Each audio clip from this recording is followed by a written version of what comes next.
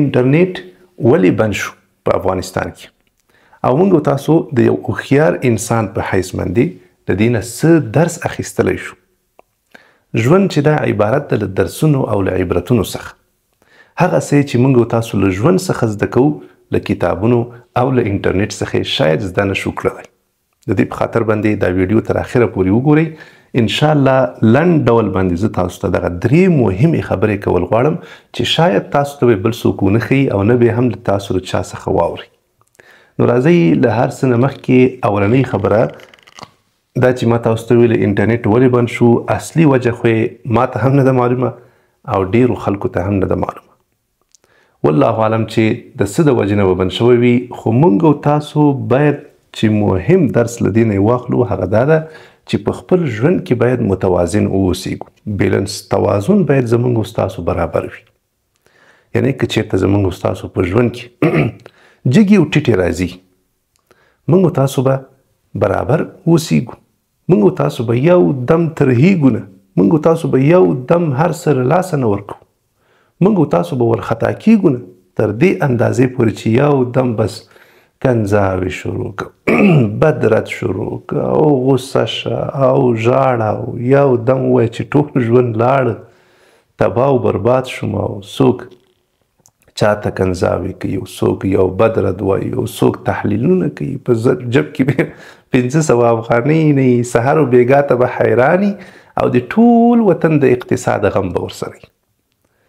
د الله بنده اول دا ته خپل اقتصاد ته خو دې وګوره، د ټولې دنیا د حالات او د هغه په اړه باندې تشویشونه ورسره یو د خپل حالت جوړ نه ده تر اوسه پورې. صحیح شوه؟ که معقوله خبره ده. نو ډېر غمونو ته، ډېرو تشویشونو ته ضرورت نشته، ځکه شاید موږ او تاسو په دې دنیا کې الله دې نه کړي تر دې هم له سختو حالاتو سره موږ او تاسو لاس او ګرېوان شو. زه یو نفر پیژنم، ستاسو به شاید یقین را نشي.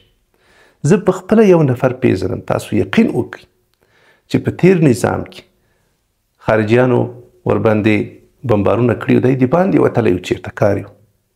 یو وخت کې راځي چې مکمل کور یې له منځه تللی ده، مور یې، ښځه یې، بچي یې، پلار یې، ورونه یې، خویندې. څومره خطرناکه خبره ده.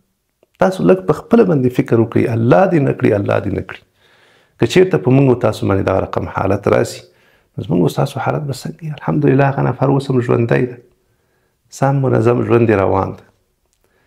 داسې حالت دی الله په موږ نه راولي، خو که راغی نه ویل کېږي، دنیا ده.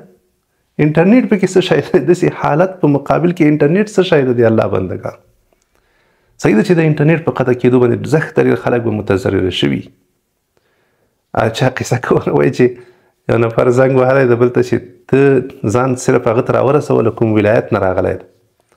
زما ورور قصه کوله، نو له ولایت نه راغلی ده، نو زنګ یې ورته ویلی چې ته صرف چمن حضوري ته ځان راورسوه، چې کله راغلې راورسېدې هغه سړی نابلده ده، نو ما ته به زنګ ووایي.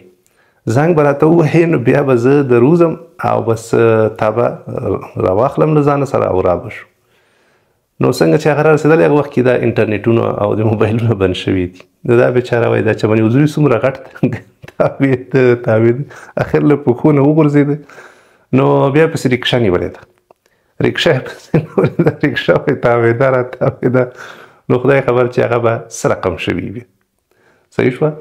نو دا زموږ او ستاسو په ژوند کې حالات دي چې راځي او دا به تجربه کوو، خو له سختو حالاتو نه د الله جل جلاله موږ او تاسو وساتي. که چېرته الله مه کړه حالات بدلېدل او دا بدلېږي، افغانستان کې خو بالکل لرې خبره نه ده.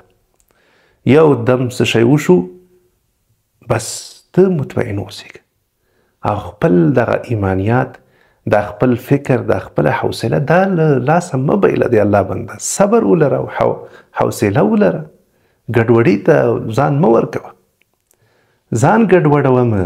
دا ډېره مهمه خبره ده، ځکه موږ تاسو په جنت کې نه یو، په دنیا کې. په دنیا کې به حتما حالات بدلیږي را بدلیږي، خو موږ تاسو به ثابت قدم اوسېږو هغه جنت ته چې موږ تاسو به له هر رقم ته بدو حالاتو او له بدو تحولاتو او له انقلاباتو څخه په امن کې یو او محفوظ به یو انشاءالله.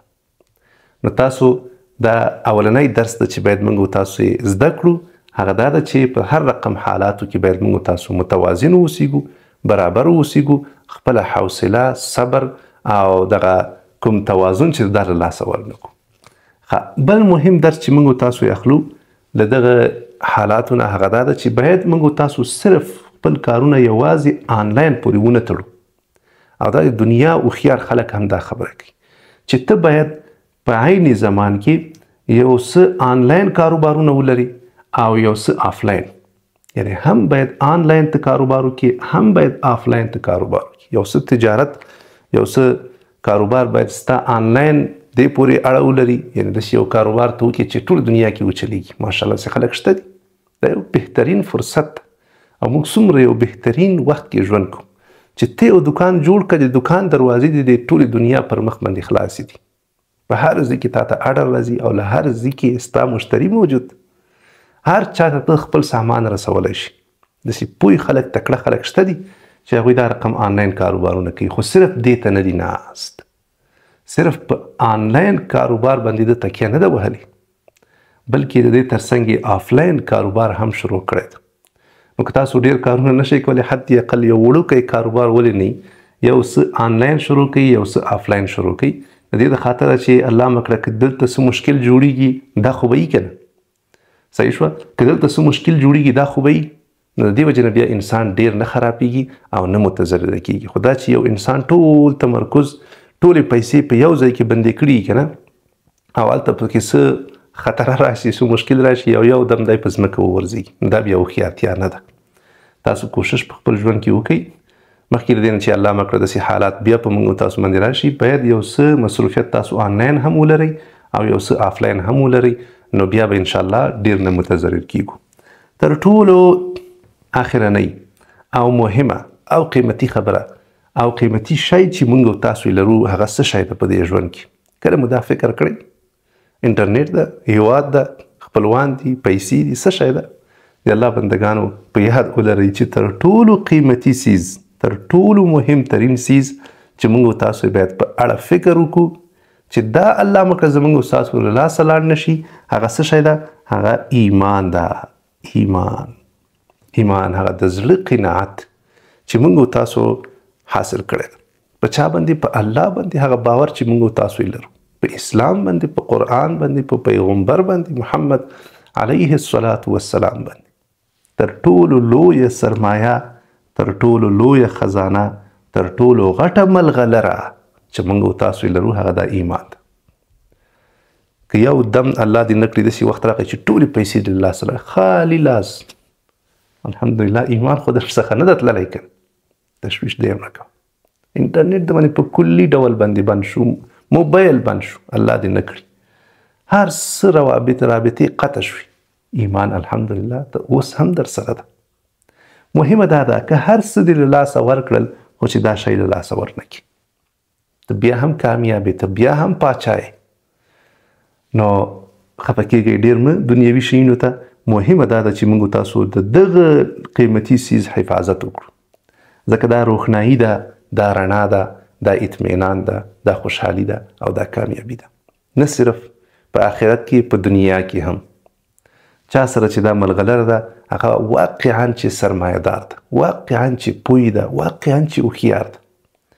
مهمه خبره دا ده چې موږ په هر حالت کې د ایمان ساتنه وکړو، د ایمان حفاظت وکړو چې الله دې نه کړي، الله دې دغه حالات موږ تاسو چېرته خراب نه کړي. ځکه قرآن کې هم دې خبرې ته اشاره شوې ده چې ځینې خلک کمزوري دي، حالاتو د بدلېدو د وجې نه د دوی دغه ایمان هم بدلېږي، را بدلېږي. شکایتونه، فریادونه، شیان شروع شي چې کله سخته راشي. نو موږ د الله جل جلاله دغه ایمان نه خرابوي. ډیر کوشش باید موږ تاسو دا وکړو چې زموږ ستاسو ایمان له لاسه لاړ نشي او دغه قیمتي څیز، تر ټولو قیمتي څیز د دې حفاظت وکړو.